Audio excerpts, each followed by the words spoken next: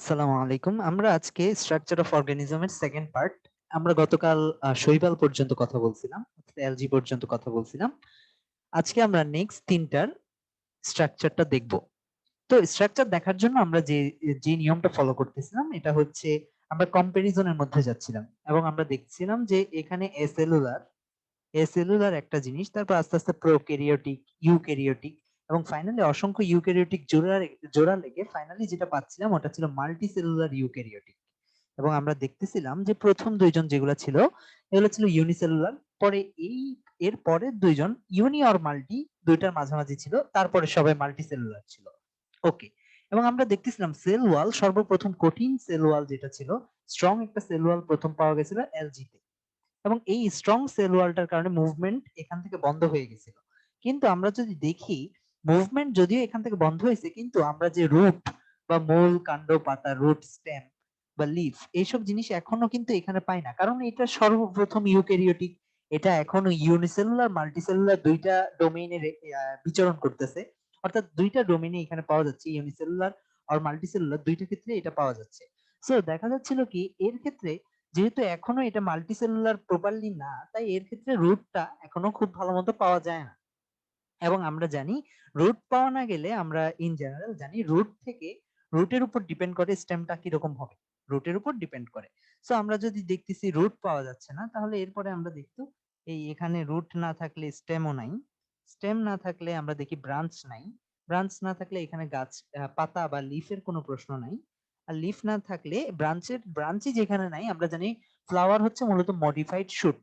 Modified shoot মানে হচ্ছে এই ব্রাঞ্চের একটা মডিফিকেশনই হচ্ছে ফ্লাওয়ার।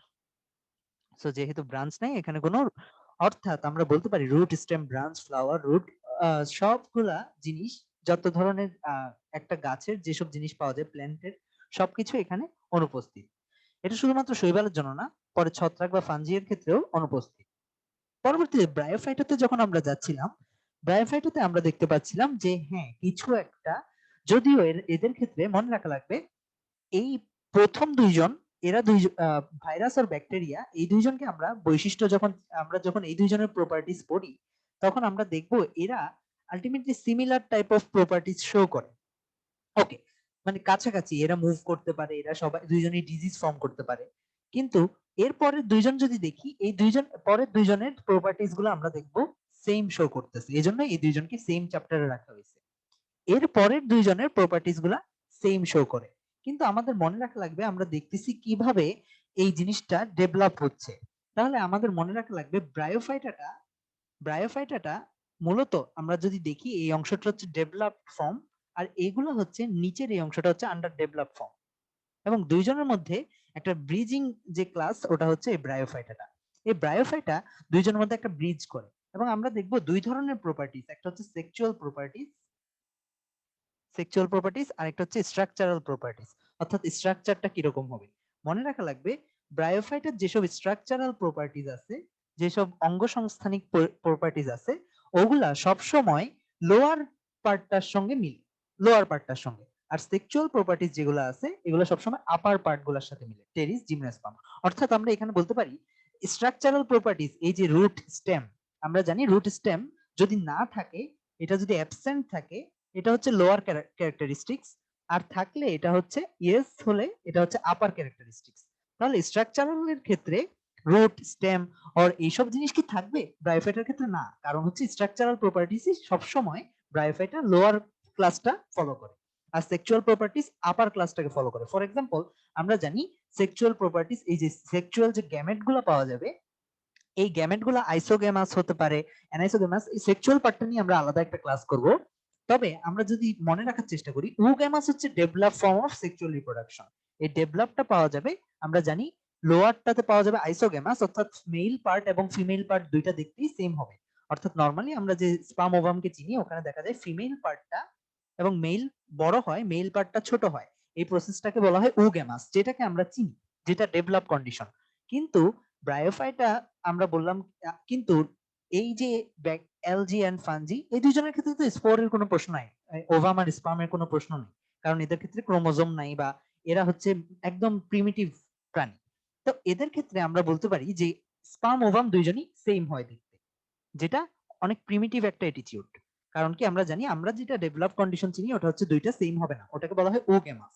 তাহলে আমরা বলতে পারি যদিও স্ট্রাকচারাল ক্ষেত্রে অর্থাৎ রুট স্টেম কি থাকবে না, মূল কাণ্ড পাতা থাকবে কি থাকবে না, এটা ব্রায়োফাইটা লোয়ারদের লোয়ারদের প্রপার্টিসটা ফলো করে, অর্থাৎ থাকবে না। ওকে, কিন্তু সেক্সুয়াল এর ক্ষেত্রে আমরা যদি দেখি, একটা উদাহরণ দিলাম, এছাড়াও অসংখ্য উদাহরণ আছে, আমরা শুধুমাত্র একটা উদাহরণ ইউজ করতেছি এখানে জাস্ট বোঝানোর জন্য যে সেক্সুয়াল প্রপার্টিস গুলো ব্রায়োফাইটা আপার আপার ক্লাসের মতো আচরণ করে, আর স্ট্রাকচারাল প্রপার্টিস গুলা সাধারণত লোয়ার ক্লাসের মতো আচরণ করে। তাহলে সেক্সুয়াল প্রপার্টিস আমরা যদি দেখি, ব্রায়োফাইটা হচ্ছে আইসোগেমাস হলে লোয়ারের মতো হতো, ওগেমাস হলে আপারের মতো হতো। এটা সাধারণত ওগেমাসটাকে ফলো করে, আইসোগেমাস হয় না। আচ্ছা, তাহলে আমরা বুঝতে পারলাম ব্রায়োফাইটা এই ব্রিজিং করতেছে, অর্থাৎ কিছু প্রপার্টিস আলটিমেটলি লোয়ারদের মতো আর কিছু প্রপার্টিস আপারদের মতো হয়ে আলটিমেটলি একটা ব্রিজ করতেছে, এই জন্য এটাকে বলা হয় ব্রিজিং ক্লাস। আচ্ছা, তাহলে আমরা বুঝতে পারলাম ব্রায়োফাইটার স্ট্রাকচারাল যে কন্টেন্ট গুলা, মূল, কাণ্ড, পাতা, রুট, স্টেম, ব্রাঞ্চ, লিফ, এগুলো কোনো কিছু থাকবে না অ্যালজি এন্ড ফাঞ্জি এর মতো। কিন্তু আমরা দেখতেছি পরবর্তীতে আমরা যখন টেরিসে যাচ্ছি, টেরিসে দেখা যাচ্ছে সর্বপ্রথম মূল, কাণ্ড, পাতা পাওয়া যাচ্ছে, অর্থাৎ রুট, স্টেম, ব্রাঞ্চ, লিফ পাওয়া যাচ্ছে। তো এখন হঠাৎ করে কোনো কিছু নাই নাই নাই, এখানেও নাই, এখানে তো রুট স্টেমের প্রশ্নই নাই যেহেতু এরা ইউনিসেলুলার, পরের জন্য রুট স্টেমের প্রশ্ন নাই যেহেতু এরা ইউনিসেলুলার, এলজিতেও রুট স্টেমের প্রশ্ন নাই যেহেতু এরা ইউনিসেলুলার, পরের জন্যও আমরা দেখতেছি রুট স্টেমের প্রশ্ন নাই। এভাবে নাই নাই নাই, ব্রায়োফাইটাতেও নাই। এভাবে নাই নাই এর উপর হঠাৎ করে এত কিছু গ্রো করতে পারে না। এজন্য আমাদের মনে রাখা লাগবে ব্রায়োফাইটাতে যদিও ইন জেনারেল আমরা টাইটেল দিচ্ছি যে নাই, তাও এখানের মধ্যে রুটের মতো কিছু একটা পাওয়া যাবে, ওটাকে আমরা নাম দিছিলাম রাইজয়েড। এগুলো আমরা প্রপার্টিজ ক্লাসটাতে দেখছিলাম। আমরা যদি দেখি এখানে যদিও রুট নাই, কিন্তু রুটের মতো কিছু রাইজয়েড আমরা দেখতে পাচ্ছি। আমরা আরেকটু ক্লোজ যাই, এই যে রাইজয়েড দেখতে পাচ্ছি, এবং এরপরে ফাইনালাইজ যে রুটটা আমরা পাবো, দেখতে এখানে সর্বপ্রথম রুট পাওয়া যাচ্ছে। ওকে, তাহলে আমরা বুঝতে পারলাম টেরিসে একবার যখন রুট গ্রো করে ফেলছে, এরপর কন্টিনিউয়াসলি এখানে রুট, এর পরের অংশটা রুট ফলো করতেই থাকবে, অর্থাৎ এখানে রুট থাকবে। এবং রুটের কাজ কি আমরা জানি, রুটের কাজ হচ্ছে এখান থেকে পানি, আমার মাটিতে পানি থাকে, এখান থেকে পানিটাকে শোষণ করে উপরে পাঠানো, যাতে স্টেমটা পুষ্টি পায়। তাহলে এই পানিটা পাঠানোর জন্য আমরা জানি ভাস্কুলার বান্ডেল লাগে, এবং আমরা এটা টিস্যু যখন পড়বো, টিস্যু সিস্টেম যখন পড়বো গাছের, তখন আমরা এটা পড়বো। তো এখানের মধ্যে ভাস্কুলার বান্ডেলটা দেখা যায় এরকম একটা পাইপ, যেটা সেন্টার থেকে পানিটাকে তুলে নিয়ে আসে। জাইলেম এবং ফ্লোয়েমের একটা পাইপ থাকে, এখানে অসংখ্য পাইপ থাকে। আমরা টিস্যু সিস্টেমে এটা নিয়ে আবারও ডিটেলস কথা বলবো, যেগুলো পানিটাকে উপরে তোলে। তাহলে ভাস্কুলার বান্ডেল সর্বপ্রথম কোথায় পাওয়া যাবে? টেরিসে। কারণ কি, প্রথম এখানেই রুট পাওয়া গেছে, আর রুট না থাকলে ভাস্কুলার বান্ডেলের কোনো প্রশ্ন থাকে না। সো আমরা বলতে পারি যেহেতু প্রথম রুট পাওয়া গেছে, আমরা যদি এগুলো একটু মুছে দিই, তাহলে আমরা বলতে পারি যে প্রথম রুট পাওয়া গেছে যেহেতু ব্রায়োফাইটাতে, তাই প্রথম রুট থেকেই প্রথম ভাস্কুলার বান্ডেল পাওয়া যাবে এই ব্রায়োফাইটাতে। তাহলে এবার শুরু থেকে আরেকটু করে কথা বলি, এই অংশটুকু আমাদের আগের পড়া ছিল। সো আমরা এখন যদি চিন্তা করি এলজি এর ক্ষেত্রে প্রথম ইউক্যারিওটিক সেল, প্রথম জন ছিল এ সেলুলার। আমরা যদি দেখি প্রথম জন ছিল এ সেলুলার, তারপরের জন ছিল প্রোক্যারিওটিক, মানে হচ্ছে এরা সেলুলার কিন্তু হচ্ছে আদি কোষ, অর্থাৎ প্রিমিটিভ ফর্ম অফ সেল। তাহলে এখন finally develop form of cell প্রথম পাওয়া গেছে কোথায়? এলজিতে। এখন আমাদের, আচ্ছা আমি একটু মুছে নিই। সো আমরা যেখানে ছিলাম যে প্রথমটা ছিল এ সেলুলার, এখানের ক্ষেত্রে কোন ধরনের সেল অর্গানিলিসের প্রশ্ন নাই, শুধুমাত্র ডিএনএ আছে। পরের জনের ক্ষেত্রে আমরা সেলুলার বলতেছি, অর্থাৎ অবশ্যই সেলের যে একটা মাত্র ফাংশন প্রোটিন তৈরি করা, ওটা তৈরি করার জন্য ট্রান্সলেশনের জন্য যে দুইটা অর্গানিলিস লাগে, ডিএনএ প্লাস রাইবোজোম পাওয়া যাচ্ছে, আর কিছু পাওয়া যাচ্ছে না। সর্বপ্রথম এলজিতে এসে আমরা দেখতে পাচ্ছি কি, আচ্ছা সরি, আমি একটু একটা স্টেপ ভুল লিখছি, এটা হবে সেলুলার, ব্যাকটেরিয়া হবে প্রোক্যারিওটিক। আমরা একটা স্টেপ চিন্তা করি, এই অংশটা পিছাই নিলাম। ওকে, এখন এলজিতে সর্বপ্রথম আমরা কি পাচ্ছি? ইউক্যারিওটিক। সর্বপ্রথম এলজিতে ইউক্যারিওটিক পাচ্ছি। ইউক্যারিওটিক অর্থাৎ এখানে সব ধরনের সেল অর্গানিলিস থাকবে, অর্থাৎ মাইটোকন্ড্রিয়া থাকবে, প্লাস্টিড থাকবে। এবং আমরা জানি মাইটোকন্ড্রিয়া প্লাস্টিড থাকার সাথে সাথে আমরা বুঝতে পারতেছি এরা নিজের খাবার নিজে তৈরি করতে পারে। আচ্ছা, সেলফ প্রোডাকশন যখন আছে, এরা প্রচুর পরিমাণে ফুড তৈরি করতে পারে, প্রচুর পরিমাণে গ্লুকোজ তৈরি করতে পারে। এবং আমরা চ্যাপ্টার 3 তে পড়ছিলাম অনেক প্রচুর পরিমাণে গ্লুকোজ তৈরি হলে এরা কিভাবে একে অপরের সঙ্গে 1,4, এটা এটা হচ্ছে ফার্স্ট কার্বন এবং এটা ফোর্থ কার্বন, এই 1,4 অ্যাটাচমেন্টের মধ্যে এভাবে একটার পর একটা জোড়া লেগে কিভাবে প্রায় 200 থেকে 2000 মলিকিউল গ্লুকোজ অ্যাটাচ হওয়ার মাধ্যমে কিভাবে স্টার্চ ফর্ম করে, এটা আমরা থার্ড চ্যাপ্টারে দেখছিলাম।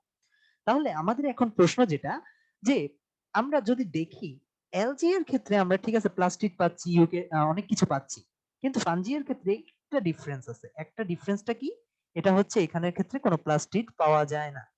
ফানজি এর ক্ষেত্রে, ফানজির বাকি সব প্রপার্টিজ এটার মতো, এলজি এর মতো, কিন্তু এটার ক্ষেত্রে কোনো প্লাস্টিড পাওয়া যায় না। একটা মাত্র সিম্পল ডিফারেন্স, এটা হচ্ছে এটার ক্ষেত্রে কোনো প্লাস্টিড পাওয়া যায় না।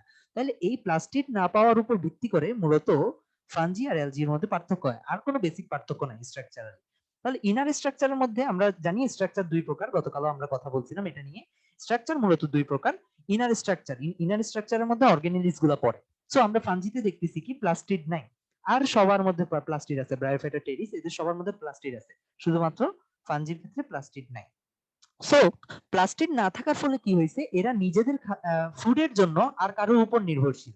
ফুডটা এরা সেলফ প্রোডাকশনের মাধ্যমে তৈরি করতে পারে না, অর্থাৎ নিজের খাবার এরা নিজেরা তৈরি করতে পারে না। তাহলে আমাদের বুঝতে হবে সেলফ প্রোডাকশন যদি না থাকে ফুডের, তাহলে এদের ক্ষেত্রে আমরা যদি দেখি আমাদের বইয়ে এই যে চারটা চ্যাপ্টার, এই যে চার বা পাঁচটা চ্যাপ্টার, মোস্ট প্রবাবলি না, চারটা চ্যাপ্টার, এই চারটা চ্যাপ্টারের মধ্যে ডিজিজ নিয়ে কথা বলা হয়েছে শুধুমাত্র viral disease, bacterial disease. Viral disease আমরা পাবো, আমরা ব্যাকটেরিয়াল ডিজিজ পাবো, ফাঙ্গাল ডিজিজ পাবো। আমরা কখনো এই এলজি থেকে ডিজিজ পাবো না, আমাদের বইয়ের এলজি থেকে কোনো ডিজিজ নিয়ে কথা বলা হয়নি, ব্রায়োফাইটা নিয়ে কোনো ডিজিজের কথা বলা হয়নি, টেরিসে কোনো ডিজিজের কথা বলা হয়নি, জিমনোস্পার্ম এনজিওস্পার্মে কোনো হিউম্যান ইনফ্লিক্টেড ডিজিজের কথা বলা হয়নি, মানে হিউম্যান কি ইনফ্লিক্ট করে এরকম কোনো ডিজিজ নাই। তাহলে প্রশ্ন হলো কেন ফাঙ্গাস, ব্যাকটেরিয়া এবং ভাইরাস শুধুমাত্র অ্যাটাক করতেছে হিউম্যানকে, বাকিরা কেন অ্যাটাক করতেছে না? কারণ আমরা যদি চেক করে দেখি শুধুমাত্র প্লাস্টিড নাই এই তিনজনের, ভাইরাস, ব্যাকটেরিয়া এবং ফাঙ্গাসের। এজন্যই আমরা দেখবো অ্যান্টিভাইরাল ক্রিম পাওয়া যেতে পারে, অ্যান্টি ব্যাকটেরিয়াল ক্রিম পাওয়া যেতে পারে, অ্যান্টি ফাঙ্গাল ক্রিম পাওয়া যেতে পারে, কিন্তু কখন আমি অ্যান্টি ব্রায়োফাইটাল ক্রিম আর অ্যান্টি টেরিডোফাইটাল ক্রিম এরকম কোন ক্রিমের নাম তোমরা হয়তো কখনো শুনে থাকবা না। তাহলে বোঝা গেছে প্লাস্টিক যাদের নাই তারাই শুধুমাত্র অন্য কোনো প্রাণীকে অ্যাটাক করে ফুডের জন্য। আমরা যেরকম, আমাদের যেরকম প্লাস্টিক নাই, আমরা যেরকম মুরগিকে অ্যাটাক করি বা গরুকে অ্যাটাক করি, ঠিক তেমনি ফাঙ্গাসও আমাদেরকে অ্যাটাক করে, কারণ এদের প্লাস্টিক নেই, এদের ফুড প্রডিউসিং ক্ষমতা নেই। ওকে, তাহলে ফাঙ্গাসের প্লাস্টিক নাই, ফার্স্ট ফার্স্ট পয়েন্ট ছিল এটা। এখন প্লাস্টিক নাই, আরেকটা ইম্পর্টেন্ট পয়েন্ট হলো এদের যেহেতু প্লাস্টিক নেই, এরা যেহেতু ফুড আর কারো কাছ থেকে নেই, তাই এদের ক্ষেত্রে এরকম 200 থেকে 2000টা গ্লুকোজের অণু থাকে না, মানে 200 থেকে 2000 থেকে 200,000টা গ্লুকোজের অণু মিলে যে স্টার্চটা ফর্ম করে, এদের ক্ষেত্রে এতগুলা অণু থাকে না, এতগুলা গ্লুকোজ থাকে না। এদের ক্ষেত্রে হাইয়েস্ট 10 থেকে 20টা গ্লুকোজ থাকে। আর 10 থেকে 20টা গ্লুকোজ যখন স্টার্চের মতো 1416 অর্থাৎ এরকম লিনিয়ার একটা বন্ড দিয়ে যুক্ত হয়, এবং এই বন্ড নিয়ে আমাদের থার্ড চ্যাপ্টারের ক্লাসে আমরা ডিটেলস কথা বলছি কিভাবে এই বন্ডিংটা হয়, এবং 16 মানে কেন আমরা ব্রাঞ্চ বলি এটা নিয়েও কথা বলছি। তাহলে স্টার্চের মতোই দেখা যাচ্ছে 1416 বন্ড আছে এখানে, এক্স্যাক্টলি স্টার্চের মতোই গ্লুকোজ, এটা আলফা গ্লুকোজ, কিন্তু একটাকে যেটা বড় অণু সেটাকে বলা হচ্ছে স্টার্চ, যেটা ছোট এটাকে বলা হচ্ছে গ্লাইকোজেন, আর কোনো বেসিক ডিফারেন্স নাই। তাহলে আমরা বুঝতে পারতেছি কেন গ্লাইকোজেন পাওয়া যাবে এই ফানজির ক্ষেত্রে, বা আমাদের ক্ষেত্রেও কেন গ্লাইকোজেন পাওয়া যাবে, কারণ আমরা যখন খাই আমাদের এতগুলো অণু খাওয়া হয় না, আমরা অল্প খাই যেগুলো গায়ে আলটিমেটলি আমাদের বডিতে ইউজ হয়ে যায়, এবং বাকি অংশটা গ্লাইকোজেন হিসেবে জমা থাকে, তাই খুব বেশি জমা হওয়ার সুযোগ পায় না, তাই এটাকে গ্লাইকোজেন বলতেছি। যদি খুব বেশি জমা হতো, প্রায় এতগুলো মলিকিউল হতো, তাহলে স্টার্চ বলা হতো। তাহলে ফানজির নেক্সট পয়েন্টটা কি, এদের মধ্যে যে সেলের ভিতরে আমরা জমানো হিসেবে গ্লাইকোজেন পাবো, এক্স্যাক্টলি এরা আমাদের মতোই আচরণ করবে। সেলের ভিতরে গ্লাইকোজেন পাওয়া যাবে, চর্বি পাওয়া যাবে বা ফ্যাট পাওয়া যাবে। আমরা যেরকম ফ্যাট জমা করে রাখি, আমরা খাবার জমা রাখি না ফ্যাট হিসাবে, এরাও দেখা যাবে ফ্যাট জমা করে রাখে, এবং এদের ফ্যাটটাকে বলা হয় ভলিউটিন। ভলিউটিন নামক চর্বি জমা করে রাখে। ওকে, এছাড়া আমাদের আরেকটি ইম্পর্টেন্ট অংশ বুঝতে হবে, এগুলো তো গেল সেলুলার স্ট্রাকচার। সেলুলার স্ট্রাকচার বাকিগুলো সেম, একটা নিউক্লিয়াস থাকবে, এখানের মধ্যে সাইটোপ্লাজম থাকবে, মাইটোকন্ড্রিয়া থাকবে, বাকি সব স্ট্রাকচার এলজি এর সাথে মিলে। কিন্তু এখানে আরেকটা জিনিস নিয়ে আমরা কথা বলি, এলজি এর ক্ষেত্রে আমরা ফার্স্ট সেল ওয়ালের কনসেপ্টটা পাইছিলাম, সেল ওয়ালটা বিটা ডি গ্লুকোজ দিয়ে সেলুলোজ তৈরি করে ফাইনালি যে সেল ওয়ালটা পাচ্ছিলাম এরকম।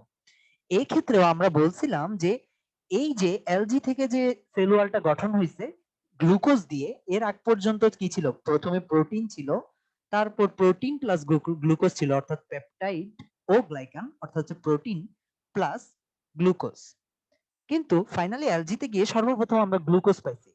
ঠিক আছে, সো আমরা এগুলো কিন্তু কনফিউজিং, আমি এই অংশটা একটু মুছে দিই। এগুলা একটা শিফট হয়ে গেছে, আমরা ভাইরাসেরটা ব্যাকটেরিয়া লিখে ফেলছি, ব্যাকটেরিয়াটা এখানে লিখে ফেলছি। আচ্ছা, সো প্রথম যে সেল ওয়ালটা পাইলাম শৈবালে গ্লুকোজ, এই গ্লুকোজটা কন্টিনিউ করবে, অর্থাৎ বাকি সবার সেল ওয়াল হবে গ্লুকোজের। কিন্তু ফানজির ক্ষেত্রে একটা পয়েন্ট খেয়াল রাখা লাগবে, এটা গ্লুকোজ, অবশ্যই গ্লুকোজ, কিন্তু এটার সাথে একটা এমিন যুক্ত থাকে। আমি একটু যদি বুঝাই বলি, প্রত্যেকটা স্ট্রাকচারই এরকম হবে। আমরা যদি এলজিটা দেখি, প্রত্যেকটার স্ট্রাকচারই হবে এরকম। এটা একটা গ্লুকোজ, আমরা জানি গ্লুকোজের প্রত্যেকটা কার্বনে এটা এই রিং ফর্মটা কিভাবে হয় এটা নিয়ে আমরা ডিটেইলস কথা বলছি আগের চ্যাপ্টারে। সো এইটা আমরা যদি দেখি, এগুলো প্রত্যেকটা হাতে এইচ থাকে, প্রত্যেকটা হাতে এইচ থাকে এরকম। ওকে, তাহলে এই স্ট্রাকচারটা মূলত আমরা যদি এভাবে চিন্তা করি, প্রত্যেকটা হাতে এইচ থাকে, আমরা যদি এভাবে চিন্তা করি জিনিসটাকে, সি প্রথমটা এরকম অ্যালডিহাইড গ্রুপ, তারপর প্রত্যেকটা যেহেতু কার্বোহাইড্রেট বা গ্লুকোজ দিয়ে তৈরি, অর্থাৎ কার্বনের হাইড্রেট, প্রত্যেক হাতে OH আর H থাকবে। যেহেতু গ্লুকোজ 6 কার্বনের, তাহলে আমরা 6 কার্বনটা লিখে ফেলি, 6টা কার্বন আমরা OH দিয়ে দেই। OH, এটা হচ্ছে শৈবালের স্ট্রাকচার, অর্থাৎ শৈবালের আমরা যদি, অর্থাৎ এলজির আমরা যদি প্রত্যেকটা সেল ওয়ালটাকে ভাঙি, এই এলজির ক্ষেত্রে এটা ধরি এলজি সেল, এটা যে সেল ওয়াল, এটার ভিতরে হচ্ছে এলজি সেল। এখন এলজি সেল ওয়ালটাকে যদি আমরা ভাঙি, এইটাকে যদি ভাঙি, আমরা দেখব এরকম দুইটা, একটা গ্লুকোজ আরেকটা গ্লুকোজের সঙ্গে অ্যাটাচ হয়ে আছে, এরকম একটা গ্লুকোজ আরেকটা গ্লুকোজের সঙ্গে অ্যাটাচ হয়ে আছে, এইভাবে ছোট ছোট এভাবে হাজার হাজার গ্লুকোজ অ্যাটাচ হয়ে আলটিমেটলি এই স্ট্রাকচারটা হয়। এবং আমরা ফার্স্ট চ্যাপ্টারে দেখছিলাম যে সেল ওয়াল স্ট্রাকচারটা আসলে কিভাবে এই বিটা ডি গ্লুকোজ থেকে ফাইনালি সেল ওয়াল স্ট্রাকচারটা আমরা পাই। ওকে, আমরা এখানে আর যাচ্ছি না। মূলত আমরা এলজি এর ক্ষেত্রে ডিফারেন্সটা কি? এলজি এর ক্ষেত্রে আমরা দেখতে পাবো এখানের মধ্যে একটা OH সরে গিয়ে এখানে NH2 অ্যাটাচ হবে। তাহলে এই স্ট্রাকচারটা তখন কি হয়ে গেছে? এটাকে বলা হয় অ্যামোনিয়া থেকে অ্যামিন। তাহলে আমরা বলতে পারি গ্লুকোজ প্লাস অ্যামিন অ্যাটাচ হয়েছে, তাহলে এটার নাম হয়ে গেছে গ্লুকোজ অ্যামিন। গ্লুকোজ অ্যামিনকে, এই কম্পাউন্ডটাকে বলা হয় কাইটিন। কাইটিন, তাহলে আমরা বলতে পারি chitin is equal to glucose amine. তাহলে আমরা স্ট্রাকচার গুলো যদি চিন্তা করি, এলজি এর ক্ষেত্রে আমরা প্লাস্টিড পেলাম, ওকে প্লাস্টিড পেলাম, এবং গলজি বডি ছিল, এলজি এর ক্ষেত্রে গলজি বডি ছিল। এই Golgi body ultimately carbohydrate factory নামে পরিচিত, যে কার্বোহাইড্রেট গুলো গ্লুকোজ সাপ্লাই দিচ্ছিল, এই গ্লুকোজটা বিটা ডি গ্লুকোজটা আলটিমেটলি সেল ওয়াল ফর্ম করতেছিল। সো আমরা যদি দেখি, এই যে Golgi body ultimately beta D গ্লুকোজকে সাপ্লাই দিচ্ছিল, এই বিটা ডি গ্লুকোজটা আলটিমেটলি একটার সাথে আরেকটা যুক্ত হয়ে সেল ওয়াল ফর্ম করতেছিল। এক্স্যাক্টলি সেম জিনিসটাই আমরা এখানে পাবো। এখানে যদিও গলজি বডি আছে, কিন্তু এখানে এখানে আমরা যদি দেখতে পারি, এখানে যদি দেখতে চাই, আমরা দেখতে পাবো যে এরা কিন্তু প্রোটিন ইনটেক করে। একটু আগে আমরা যদি এখানে দেখি, এরা কিন্তু প্রোটিন ইনটেক করে না, এরা নিজের খাবার নিজে তৈরি করে, এদের ক্ষেত্রে প্রোটিন ইনটেক মেকানিজম নাই। কিন্তু আমরা যদি দেখি, এই যে আমরা যে ফাঞ্জি দেখতেছি, ফাঞ্জিকে বলা হয় স্যাপ্রোফাইটিক, যেহেতু এর নিজের প্লাস্টিড নাই, সে দেখা যায় হচ্ছে মৃতদেহের উপর জন্মায়। মৃতদেহের উপর জন্মায় যখন, যে যে মৃতদেহ আছে এটাকে যখন খেয়ে ফেলে, এটার পুষ্টিটা নিয়ে ফেলে, তখন মৃতদেহটাকে পচতে সাহায্য করে, এজন্য এটাকে বলা হয় ডিকম্পোজার। যাক, তাহলে মৃতদেহ বা একটা নেক্রোটিক বডি থেকে সে প্রোটিনটা টেনে নিচ্ছে, অর্থাৎ প্রোটিন মানে আমরা পড়ছি অলরেডি, আমরা যখন চ্যাপ্টার 3 পড়তেছিলাম, অবশ্যই এই চ্যাপ্টার পড়ার আগে চ্যাপ্টার 3টা পড়ে আসতে হবে। আমরা যখন চ্যাপ্টার 3টা পড়তেছিলাম, তখন দেখছিলাম কার্বনের সঙ্গে একটা NH2 থাকে, অ্যামোনিয়া, এমিনো, তারপর হচ্ছে COOH, এমিনো অ্যাসিড, এটাকে বলা হয় প্রোটিন। তাহলে যেহেতু প্লাস এই ফাঞ্জিটা প্রোটিন খাচ্ছে, এই NH2টাকে সে প্রতিনিয়ত নিয়ে এখানে যে বিটা ডি গ্লুকোজটা আছে এটার সঙ্গে অ্যাড করে দিচ্ছে। সো ফাইনালি এটা আমরা পাচ্ছি গ্লুকোজামিন। এর ক্ষেত্রে যে কভারিংটা, এটা পাচ্ছি আমরা গ্লুকোজামিন, এবং গ্লুকোজামিনটাকে আমরা কাইটিন নামে পরিচয় দিচ্ছি। সো আমরা বুঝতে পারলাম কিভাবে এই কাইটিনটা ছত্রাকের ক্ষেত্রে, শুধুমাত্র এর ক্ষেত্রে কাইটিন পাওয়া যাবে। পরের জনের ক্ষেত্রে ওর কি প্রোটিন ইনটেক মেকানিজম আছে? না, সে তো নিজের খাবার নিজে তৈরি করতে পারে, তার তো প্লাস্টিড আছে। তাই ব্রায়োফাইটা এবং টেরিডোফাইটার ক্ষেত্রে কোনো কাইটিন পাওয়া যাবে না, কারণ তারা প্রোটিন খায় না, তারা নিজের খাবার নিজে তৈরি করে। ওকে, তাহলে আমরা বুঝতে পারলাম কাইটিন। এখন আমাদের বুঝতে হবে, আমরা মূলত টোটাল কথাটা বলে ফেলছি এখানের মধ্যে, এখানের মধ্যে আরেকটা জিনিস পাওয়া যায়, এর্গোস্টেরল পাওয়া যায়। আমরা প্রথমে নামটা লিখি, তারপর এটার কাজ কি বলতেছি। এর্গোস্টেরল পাওয়া যায়। এর্গোস্টেরলটা কি জিনিস? এর্গোস্টেরল হলো মূলত, আমরা দেখি তো NH2, আমরা যখন শুরুতে শৈবালটা দেখতেছিলাম এর স্ট্রাকচারটা ছিল এরকম, একটার পর একটা গ্লুকোজ অ্যাড হয়ে ফাইনালি একটা স্ট্রাকচার ফর্ম করছিল এরকম। কিন্তু আমরা দেখতেছি প্রতিটা ছত্রাক বা ফাঞ্জিয়ের ক্ষেত্রে এখানে প্রতিটার ক্ষেত্রে একটা করে NH2 আছে, প্রতিটা কার্বনে একটা করে NH2 আছে। এবং আমরা যদি দেখি NH2 হচ্ছে একটা চার্জড মলিকিউল, অর্থাৎ এটা H3+ NH3+ এরকম একটা স্ট্রাকচার ফর্ম করতে পারে। অর্থাৎ এখন এই যে সেল ওয়ালের যে কাজটা পানি থেকে রক্ষা করা, একটা একটা স্টিফ একটা তোমার কাঠামো দেওয়া, স্টেবল একটা কাঠামো দেওয়া, এটা কিন্তু এখন দিতে পারতেছে না। এখন পানি কিন্তু চাইলে ঢুকে যেতে পারে, কারণ আমরা জানি পানি পোলার, পোলার ডিজলভস ইন পোলার, অর্থাৎ লাইক ডিজলভস লাইক। তো আমরা বলতে পারি H+OH- এগুলো আলটিমেটলি এখানে অ্যাট্রাক্টেড হচ্ছে। তাই এরা যাতে পানিটা না ঢুকতে পারে, তাই এখানে এক ধরনের কোলেস্টেরল টাইপ অফ জিনিস পাওয়া যায়, যেটাকে বলা হচ্ছে এর্গোস্টেরল। এখানে একটা ফ্যাটের লেয়ার পাওয়া যায়, আমরা যদি ফ্যাটের লেয়ারটা এঁকে দিই, এখানে একটা ফ্যাটের লেয়ার পাওয়া যায়, এরকম ফ্যাটের লেয়ার পাওয়া যায়। ওকে, তাহলে ফ্যাটের লেয়ার, এটাকে বলা হচ্ছে এর্গোস্টেরল লেয়ার, এর্গোস্টেরল। তাহলে এর্গোস্টেরল কি বলা হচ্ছে? এর্গোস্টেরল মূলত এটাকে পানি যাতে না ঢুকে পারমিয়াবিলিটিটা লেস করাচ্ছে। তাহলে আমরা ডিটেইলড স্ট্রাকচার, ইন্টারনাল স্ট্রাকচারটা বুঝে ফেললাম ফাঞ্জি এর ক্ষেত্রে। ব্রায়োফাইটার ক্ষেত্রেও ইন্টারনাল স্ট্রাকচার এক্স্যাক্টলি এলজি এর মতো হবে, টেরিসের ক্ষেত্রেও এক্স্যাক্টলি এলজি এর মতো হবে, ডিফারেন্স নাই। তাহলে ইন্টারনাল স্ট্রাকচার নিয়ে আমাদের কথা বলা শেষ। এবার আমরা যাব এক্সটার্নাল স্ট্রাকচার। এক্সটার্নাল স্ট্রাকচারের ক্ষেত্রে আমরা শুরুতে যে কথাগুলো বলছিলাম, যে যেহেতু সেল ওয়াল গ্রো করে ফেলছে, গতকালের কথা এটা, যেহেতু সেল ওয়াল ফার্স্ট গ্রো করছে এলজি এর ক্ষেত্রে, তাই এরা ফিক্সড হয়ে গেছে, এরা আর মুভ করতে পারে না।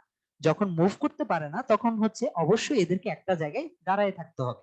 ফর এক্সাম্পল, আমরা যদি দেখি এই জিনিসটা দাঁড়ায় থাকতে হবে শৈবালের ক্ষেত্রে, কিন্তু শৈবালের আমরা ফার্স্টে বলতেছিলাম কি এলজি এর ক্ষেত্রে, এর ক্ষেত্রে কোনো রুট নাই, এর ক্ষেত্রে কোনো রুট স্টেম কিছুই নাই, কারণ এরা ফার্স্ট ইউক্যারিওটিক, এরা এখনো রুট গ্রো করতে পারে না।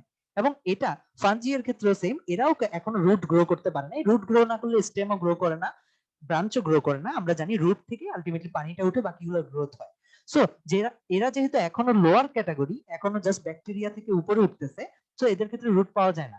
ব্রায়োফাইটের ক্ষেত্রে সর্বপ্রথম রুটের মতো কিছু একটা পাওয়া যায়, রুটের মতো রাইজোয়েট পাওয়া যায়, কিন্তু ওটাকে এখনো আমরা রুট বলি না, ওটাকে এখনো আমরা রুট বলি না, রুট বলা হয় না, যদিও রাইজোয়েট পাওয়া যায়। সেম বিষয়টা আমরা টেরিসের ক্ষেত্রে সর্বপ্রথম গিয়ে রুটটা পাওয়া যায়, সর্বপ্রথম টেরিসে গিয়ে রুটটা পাওয়া যায়।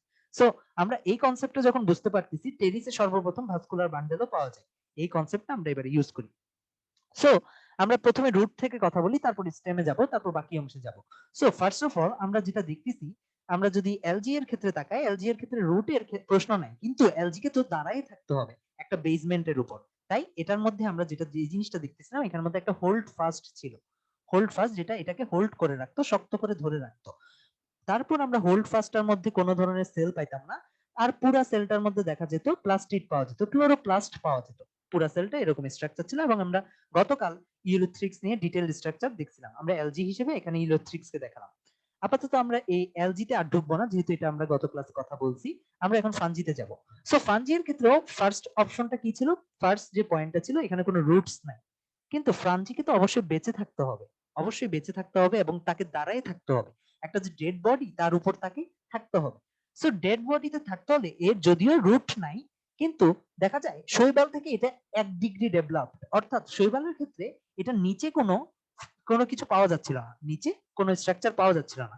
কিন্তু ছত্রাকের ক্ষেত্রে অর্থাৎ ফাঞ্জি এর ক্ষেত্রে নিচে স্ট্রাকচার পাওয়া যাবে, অর্থাৎ এরকম কিছু স্ট্রাকচার পাওয়া যাবে, কিন্তু এরা রুটস না।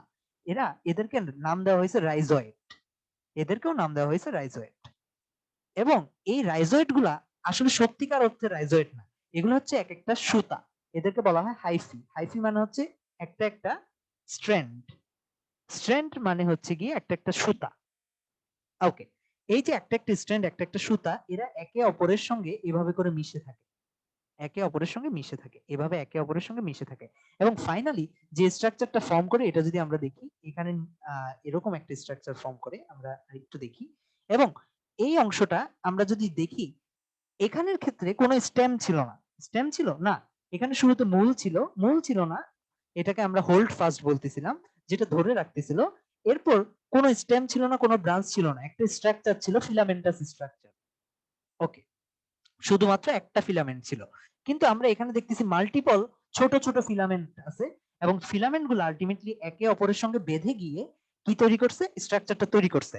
এবং ফিলামেন্টটা যখন মাটির নিচে না, মূলত যে যে কোনো একটা বেসমেন্টের নিচে, এটা মূলত হোস্ট বডি, আমরা জানি ছত্রাক অন্য একটা বডি থেকে বা ফাঞ্জি অন্য একটা বডি থেকে ফুড টেনে নেয়, তাইলে এইটা হোস্ট বডি থেকে ফুডটাকে টেনে নিচ্ছে, এজন্য এটাকে বলা হয় হস্টোরিয়াম।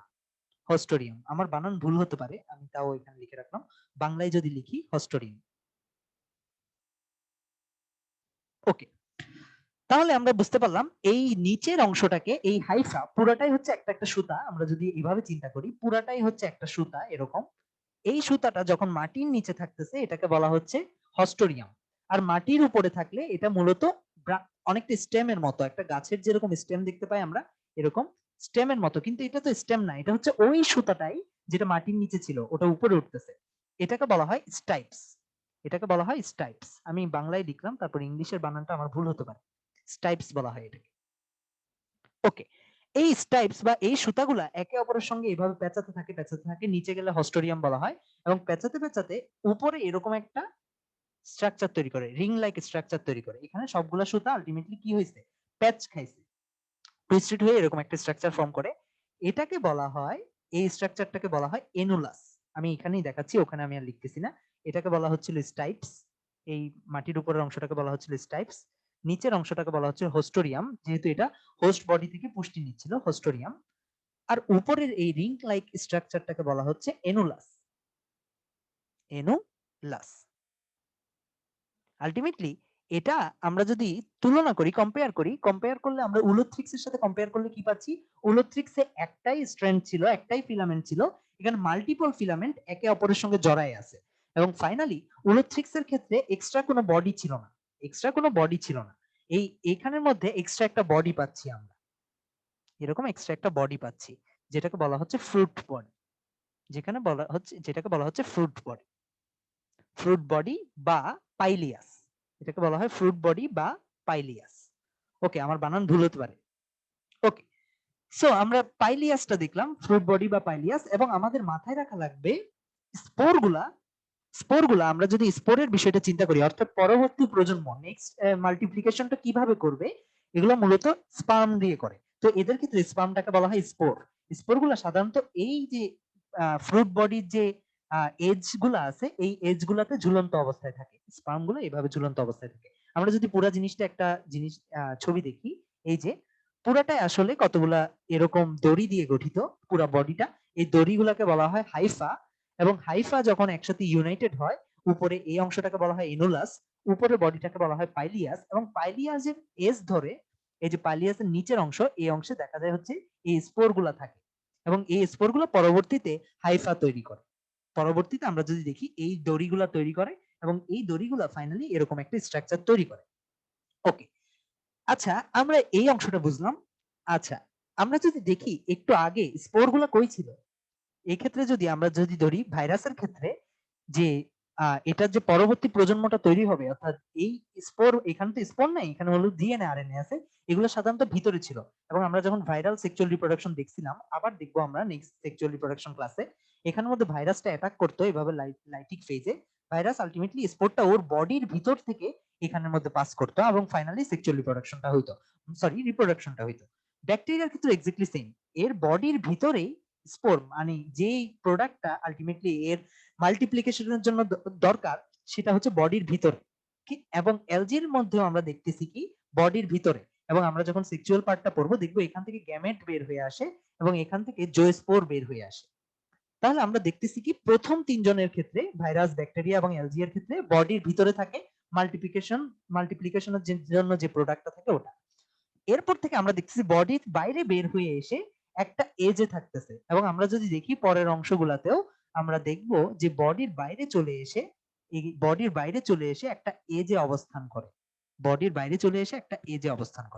সো আমরা এই অংশটাও বুঝতে পারলাম। তো আমাদের মোটামুটি এই স্ট্রাকচারটা পড়া শেষ, এটা হচ্ছে অ্যাগারিকাসের স্ট্রাকচার। এবং আমরা বুঝলাম যে এখানের মধ্যে স্পোর গুলা থাকে, এই স্পোর গুলাকে বলা হয় বেসিডিয়াম। আমাদের নামগুলো মনে রাখা লাগবে মূলত কোনটাকে কি বলা হয়। আর টোটাল এই স্ট্রাকচারটাকে বলা হয়, এই টোটাল স্ট্রাকচারটাকে বলা হয় মাইসেলিয়াম। Mycelium, mycelium.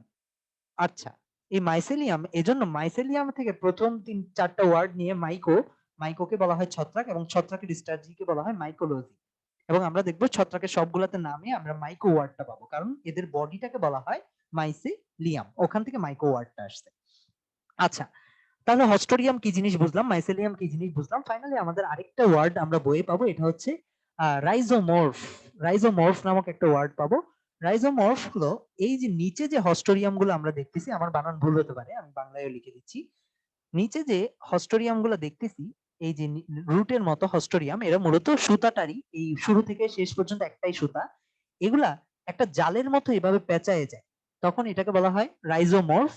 আর ছত্রাকটাকে বলা হয় মাইকোরাইজাল। অর্থাৎ রাইজোমর্ফ মানে হচ্ছে এই যে নেটওয়ার্ক তৈরি করছে, এটাকে বলা হয় রাইজোমর্ফ। আর এটার আগে যখন আমরা মাইকো যোগ করে দিছি, অর্থাৎ এই ছত্রাকটাকে, এই ফাঞ্জিটাকে বলা হয় মাইকোরাইজাল। সো আমরা বুঝতে পারলাম টোটাল এই টার্মিনোলজি গুলো আমরা যখন বইয়ে পাবো আমাদের আশা করি আর সমস্যা হবে না। সো আমরা নেক্সট পার্টটায় যাই, ব্রায়োফাইটা। ব্রায়োফাইটার ক্ষেত্রে ফার্স্ট অপশন গুলো কি ছিল আমরা যদি বলতে শুরু করি, আমরা ইনার স্ট্রাকচার যেটা অর্গানেলিস গুলো এক্স্যাক্টলি সেম থাকবে এলজি এর মতো, সো ওটা নিয়ে আমাদের কথা বলা লাগবে না। আমরা দেখতেছি এলজি এর ক্ষেত্রে রুটস ছিল না, এটার ক্ষেত্রে রুটস ছিল না, কিন্তু রুটস এর মতো কিছু একটা ছিল যাতে শোষণ করতে পারে, যেটাকে আমরা হস্টোরিয়াম বা মাইক্রোরাইজাল বলতেছিলাম ইন মেনি কেস। এখন আমরা যাই ব্রায়োফাইটার ক্ষেত্রেও ইন জেনারেল রুট থাকবে না, টাইটেল হচ্ছে রুটস নাই। কিন্তু এদের ক্ষেত্রে রুট যেহেতু পরে টেরিসের ক্ষেত্রে আমরা রুটস পাচ্ছি, তাই এদের ক্ষেত্রে রুটের মতো, যেহেতু ডেভেলপমেন্ট প্রসেস, তাই রুটের মতো কিছু একটা পাওয়া যাবে, রুট লাইক কিছু একটা পাওয়া যাবে, যেটাকে বলা হয় রাইজোয়েট। তাহলে আমরা একটা স্ট্রাকচার পাচ্ছি, আমরা যদি স্ট্রাকচারটা দেখে আসি, আমরা পাচ্ছি রুট লাইক কিছু একটা রাইজোয়েট।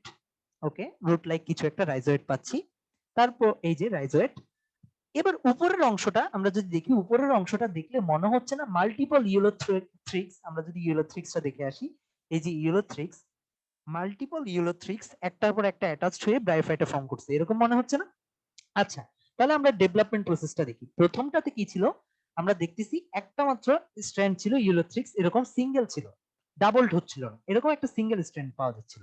এরপর আমরা মাইসেলিয়ামের ক্ষেত্রে এখানে যেহেতু প্লাস্টিড নাই, তাই এদের ক্ষেত্রে এত মোটা কোনো স্ট্র্যান্ড পাওয়া যাচ্ছিল না, ফিলামেন্টটা এত মোটা ছিল না, এদের ক্ষেত্রে ফিলামেন্টটা খুবই পাতলা হচ্ছিল এবং এরা একে অপরের সঙ্গে গায়ের সাথে জড়ায় থাকতেছিল।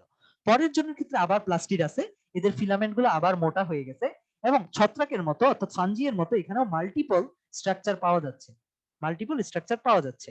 তাইলে এই উলোথ্রিক্স যেরকম স্টার্চ ফর্ম করতো, খাবার হিসেবে স্টার্চ ফর্ম করতো, এরাও খাবার হিসেবে স্টার্চ ফর্ম করবে।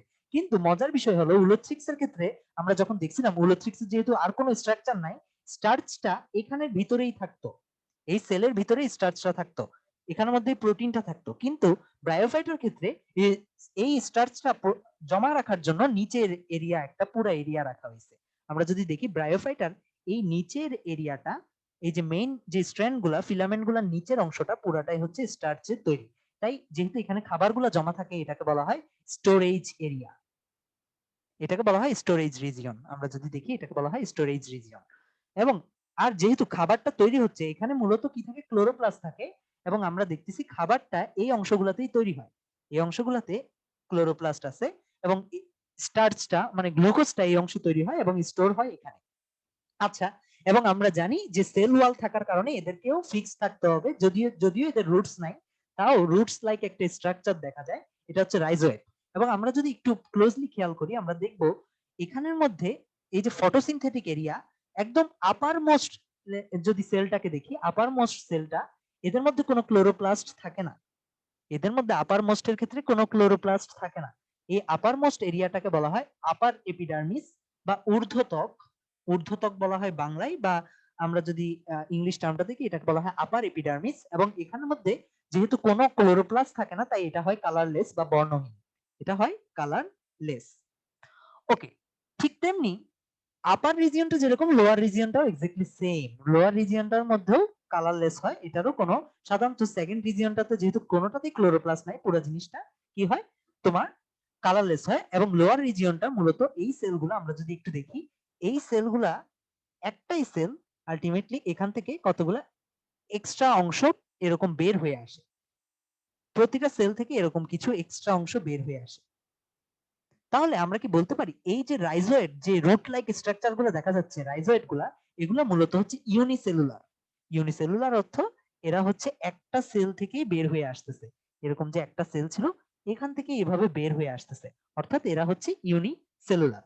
অর্থাৎ আমরা এখন একটা ইউনিসেলুলার রুট দেখলাম, এবং পরবর্তীতে আমরা যখন আরেক ধাপ আগাবো, আমরা যখন এখান থেকে টেরিসে যাব তখন দেখবো আমরা মাল্টি সেলুলার রুট। ইউনিসেলুলার থেকে এখন পাবো মাল্টি সেলুলার। সো আমরা ডেভেলপমেন্টের লাস্ট প্রসেসে পৌঁছে গেলাম। আজকের লাস্ট টপিক টেরিস। টেরিসের ক্ষেত্রে আমরা দেখতে পাবো এখানের মধ্যে মাল্টিপল স্ট্রাকচার আছে। টেরিসটা যদি আমরা দেখি, আচ্ছা ব্রায়োফাইটে আমরা আর কয়েকটা ছবি দেখি, এই যে ইউরোথ্রিক্স অনেকগুলো একসাথে আছে মনে হচ্ছে, এই যে অনেকগুলো ইউরোথ্রিক্স একসাথে লেগে আছে মনে হচ্ছে, এবং এদের মধ্যে একটা কি পাওয়া যায়, এরকম এপিক্যাল রিজ পাওয়া যায়। প্রত্যেকটা বায়োফাইটার মধ্যে এপিক্যাল এরকম একটা বাইফার্কেটেড অ্যাপেক্স পাওয়া যায়, এটাকে বলা হয় এপিক্যাল রিচ। আচ্ছা এখানের মধ্যে, আচ্ছা এই ছবিটা আর এই ছবিটার মধ্যে পার্থক্য কি? এই ছবিটা হচ্ছে মূলত এটার ক্রস সেকশন, এটাকে যদি আমরা ক্রস সেক্ট করি এই বরাবর, তাহলে মূলত ওই ছবিটা পাবো, এটা হচ্ছে ক্রস সেকশন। আচ্ছা এখন আমরা লাস্টলি টেরিডোফাইটে গেলাম। ফার্স্ট অফ অল টেরিডোফাইটে কি থাকবে? রুট থাকবে। সো ওকে, রুট থাকলো, ফার্স্ট অফ অল রুট থাকবে এবং রুটটা মাল্টিসেলুলার হবে। ওকে, তাহলে রুট থাকলে নেক্সট পয়েন্ট হলো এখানের মধ্যে রুট থাকার ফলে স্টেমটা ডেভেলপড হবে, অর্থাৎ একটা স্টেম পাওয়া যাবে, খুব ভালো একটা স্টেম পাওয়া যাবে। এবং আমরা জানি স্টেমের ভিতর যেন রুট থেকে পানি উঠতে পারে। সো ফার্স্ট অফ অল আমরা একটা একটা পয়েন্ট আগাই, আমরা রুটস পাবো। ওকে, তারপর আমরা স্টেম পাবো, এবং স্টেমটাকে যদি আমরা এই বরাবর কাটি, আমরা যদি এই বরাবর ক্রস সেকশন করি, তাহলে আমরা দেখব এই স্টেমটার ভিতরে ভাস্কুলার বান্ডেল আছে। ভাস্কুলার বান্ডেল মূলত হচ্ছে তুমি যদি জুস খাও, তুমি কি করো, এরকম ধরো একটা মগের মধ্যে জুস আছে, তুমি একটা পাইপ নাও, পাইপ দিয়ে টান দাও, ঠিক না? এই ভাস্কুলার বান্ডেলও এক্স্যাক্টলি সেম, এখানে অসংখ্য পাইপ থাকে এরকম, যেগুলা পানি জুস জুস খাওয়ার মতো করে এই এখান থেকে পানি টানে। তাহলে ভাস্কুলার বান্ডেল পাচ্ছি, স্টেম পাওয়া যাবে, স্টেমের সাথে ভাস্কুলার বান্ডেলও পাওয়া যাবে, এবং ভাস্কুলার বান্ডেলটাকে বলা হয় হেড্রোসেন্ট্রিক। হেড্রোসেন্ট্রিক ওয়ার্ডটার অর্থ কি, এগুলো আমরা সামনে পড়বো। হেড্রোসেন্ট্রিক ওয়ার্ডটার অর্থ কি, এগুলো যখন আমরা টিস্যু সিস্টেম চ্যাপ্টারটা পড়বো তখন আরো ক্লিয়ার হয়ে যাবে। হেড্রোসেন্ট্রিক অর্থ হচ্ছে এটা হচ্ছে সেন্ট্রাল। আচ্ছা এরকম সেন্টারে যেহেতু পাইপগুলো আছে এজন্য এটাকে সেন্ট্রিক বলা হচ্ছে। যাক, এগুলো আমরা সামনের চ্যাপ্টারগুলোতে আরো পড়বো। এরপর আমরা যদি দেখি এখানের মধ্যে যেহেতু রুট থেকে পুষ্টি উঠতেছে, স্টেম হবে, এবং স্টেম গুলা সাধারণত দেখা যাবে ব্রাঞ্চ ক্রিয়েট করতেছে এরকম, এবং যেখান থেকে পাতা বের হবে, লিফ বের হবে। সো লিফ গুলা আমরা নর্মাল যেসব লিফ দেখে অভ্যস্ত, সাধারণত আমরা এরকম লিফ গুলা দেখে অভ্যস্ত, একটা সম্পূর্ণ লিফ এরকম হবে, এবং ফাইনালি এরকম লিফ গুলা দেখে অভ্যস্ত। কিন্তু এটা হচ্ছে ফার্স্ট লিফ। আমরা যদি দেখি এতক্ষণ পর্যন্ত ব্যাকটেরিয়া, ভাইরাস, আমরা যা কিছু দেখলাম এদের কারোর মধ্যে লিফ ছিল না, সর্বপ্রথম লিফ পাইছি আমরা এদের ক্ষেত্রে। তাহলে সবার শুরুতে যে লিফটা হয়েছে সেটা কি এরকম ডেভেলপ লিফ আমরা যে আম পাতা জাম পাতা দেখি ওর মতো হতে পারবে? পারবে না। তাই দেখা যায় এদের ক্ষেত্রে এই অংশগুলা ফিক্স থাকে না, অর্থাৎ এই অংশগুলো এরকম অ্যাটাচ থাকে না, এই অংশগুলা এভাবে আলাদা আলাদা থাকে। আমরা যদি একটু দেখাই, এরকম আলাদা আলাদা থাকে, অর্থাৎ এখানের মধ্যে এটা একটা পার্ট থাকে, তারপর আমরা বলতে পারি পরেরটা একটা পার্ট থাকে, পরেরটা আরেকটা পার্ট থাকে, এরকম মাল্টিপল লেয়ার থাকে। এবং আমরা যদি ছবিটা দেখি এখানের মধ্যে মাল্টিপল এরকম পাতা আছে, প্রতিটা পাতার মধ্যে এরকম অংশ আছে। আচ্ছা তাহলে আমরা এখান থেকে যদি দেখি এখানের মধ্যে এই পাতাটাকে বলা হয় কমপ্লেক্স লিফ বা যৌগিক পাতা। তাহলে টেরিসের ক্ষেত্রে আমরা কি পাচ্ছি? যৌগিক লিফ। এবং আমরা জানি প্রথম লিফটা পাওয়া যাবে এখানে। আমরা যদি, আচ্ছা আমরা একটু পজ দিই। সো আমরা যেখানে ছিলাম প্রথম রুট পাওয়া গেছে টেরিসে, এবং এরপরে আমরা দেখতেছিলাম রুটের থেকে স্টেম গ্রো করবে অবশ্যই, যেহেতু রুটটা আলটিমেটলি পুষ্টি পাঠাচ্ছে, নিউট্রিশন পাঠাচ্ছে, স্টেম থেকে রুট হবে, এবং প্রথম লিফ পাওয়া যাবে এখানে। এবং প্রথম লিফটা সাধারণত আমরা যে ইউনিট লিফ গুলা দেখি ওগুলো হবে না, সাধারণত এটা কম্পাউন্ড লিফ হবে। এবং আমরা যদি দেখি কম্পাউন্ড লিফটা পরেরটাতেও ফ্লো করবে, এবং আমরা টেরিসে যেরকম কম্পাউন্ড লিফ পেলাম, যৌগিক পাতা পেলাম, জিমনোস্পার্ম বা নগ্নবীজি বা সাইকাসের মধ্যে আমরা দেখবো কি, সাইকাসের পাতাটা যদি আমরা দেখি এরকম কতগুলা এরকম পাতাগুলো পাওয়া যাবে। তাহলে এবং ফাইনালি এগুলা মার্জ করবে কোথায় এসে, এই এনজিওস্পার্মে এসে সর্বপ্রথম এই পাতাটা পাওয়া যাবে, যেটাকে আমরা সমদ্বিপৃষ্ঠ পাতা বলি। আচ্ছা তাহলে এইগুলো মার্জ করছে মূলত, এবং আমরা ফাইনালি এই পাতাটা পেলাম। এখন আমরা যদি একটু করে কথা বলি ফার্নের স্ট্রাকচার, পাতার স্ট্রাকচারটা নিয়ে একটু কথা বলি। আমরা স্টেম নিয়ে কথা বললাম, আমরা এখানে চলে যাই আবার যেখানে ছিলাম। আমরা স্টেম নিয়ে কথা বললাম, হেড্রোসেন্ট্রিক ভাস্কুলার বান্ডেল পাওয়া যাবে এখানে, ভাস্কুলার বান্ডেলে হেড্রোসেন্ট্রিক হবে অর্থাৎ সেন্টারে পাওয়া যাবে। আচ্ছা, এখানে লিফটা কিরকম হবে আমরা যদি দেখি, লিফটা হবে সাধারণত compound. So first of all লিফটা হবে কম্পাউন্ড, আমরা দেখালাম এখানে কম্পাউন্ড। এবং একটা কম্পাউন্ড লিফের ক্ষেত্রে আমরা কম্পাউন্ড লিফটাকে আমরা যদি একটা নরমাল লিফের সাথে তুলনা করি তাহলে আমরা বুঝতে পারবো, যেমন নরমাল লিফের ক্ষেত্রে এখানের মধ্যে ভেইন দেখা যায়, এখানের মধ্যে ভেইন দেখা যায় মাঝে মাঝে, এই ভেইন বা শিরা পাওয়া যায়, এগুলাকে বলা হয় ভেইন অর শিরা, বাংলায় বলা হয় শিরা, ইংলিশে ভেইন। আর এই মাঝখানে যেটা, এই যে মাঝখানের এটাকে বলা হয় মিড ভেইন, এটাকে বলা হয় মিড ভেইন। ওকে, তাহলে আমরা যদি কম্পাউন্ড লিফের দিকে তাকাই, কম্পাউন্ড লিফের ক্ষেত্রে মিড ভেইনটা খুব বেশি প্রমিনেন্ট, অন্যদিকে ভেইন গুলা আলাদা আলাদা হয়ে যায়, এরকম আলাদা আলাদা একটা একটা পার্ট তৈরি করে। তাহলে আমরা দেখতে পাচ্ছি ভেইন গুলো আলাদা আলাদা একটা পার্ট তৈরি করলো, এবং আমরা দেখতে পাচ্ছি যে এই অংশে মিড ভেইনটা খুব বেশি প্রমিনেন্ট, অন্যটা গুলার ক্ষেত্রে মিড ভেইনটা এতটা প্রমিনেন্ট থাকে না, যেহেতু এটা মিড ভেইনটা খুবই প্রমিনেন্ট এবং দেখা যায় খুব বেশি স্ট্রং। আমরা যদি এই ছবি দেখি, এই যে মিড ভেইনটা খুবই স্ট্রং, অনেকটা স্টেমের মতোই, এবং যেহেতু খুবই প্রমিনেন্ট, এই মিড ভেইনটাকে বলা হয় রেকিস, এই মিড ভেইনটাকে বলা হয় রেকিস। অর্থাৎ ফার্নের ক্ষেত্রে যেটাকে রেকিস বলা হচ্ছে, আর টেরিডোফাইটার ক্ষেত্রে যেটাকে রেকিস বলা হচ্ছে, এই সেন্টারের মিড ভেইনটা, এটা মূলত হচ্ছে নরমাল লিফের ক্ষেত্রে যে মিড ভেইনটা থাকে ওটাই। তাহলে আমরা বুঝলাম পাতার মধ্যে রেকিস থাকবে। আচ্ছা, এই রেকিসটা আর এখানের মধ্যে মনে রাখা লাগবে, এই এই স্টেমের স্ট্রাকচারটাকে বলা হয় রাইজোম, এটা এই স্টেমের স্ট্রাকচারটাকে বলা হয় রাইজোম। আর এই রুট গুলাকে কি বলা হতো, রাইজয়েড। আর পাতার এখানে বলা হয় রেকিস। মিলানো যাবে না, তিন জিনিস, রাইজয়েড, রাইজোম আর রেকিস।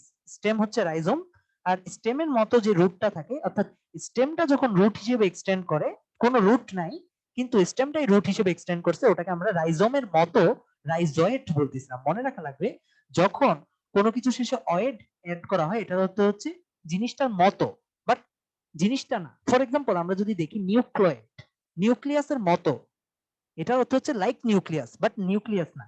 যেমন আমরা যখন ব্যাকটেরিয়া দেখি, ব্যাকটেরিয়ার ক্ষেত্রে কোনো নিউক্লিয়াস থাকে না, বাট নিউক্লিয়াসের মতো নিউক্লয়েড থাকে, এখানে শুধু ডিএনএ থাকে, কোনো মেমব্রেন থাকে না। তাই নিউক্লয়েড মানে এটা নিউক্লিয়াসের মতো, like nucleus but not nucleus. Okay, তাহলে এটাকেও বলা হচ্ছে রাইজোমের মতো, রাইজয়েড। কিন্তু এই ক্ষেত্রে রাইজয়েড নাই, কারণ কি এখানে রুট আলাদা, রুটই গ্রো করছে। কিন্তু আগের জনের ক্ষেত্রে আমরা দেখছিলাম রাইজোমের মতো, অর্থাৎ স্টেমটা এক্সটেন্ড করছে, যেটাকে বলা হচ্ছিল রাইজয়েড। এবং ফাইনালি আমরা এখানে দেখলাম রেকিস নামক জিনিস আছে। এবং আমরা যদি এখানে দেখি এই রেকিস, রাইজোম, রাইজয়েড এগুলো বোঝার পরে ফাইনালি আমরা যদি দেখি, এই যে মিনিমাল যে স্ট্রাকচারটা দেখা যাচ্ছে, ছোট যে স্ট্রাকচারটা দেখা যাচ্ছে, এটা মূলত হচ্ছে কচি পাতা। ফার্নের যে লিফ গুলা আছে, এগুলো যখন ইয়াং স্টেজে থাকে, এগুলাকে বলা হচ্ছে কচি পাতা।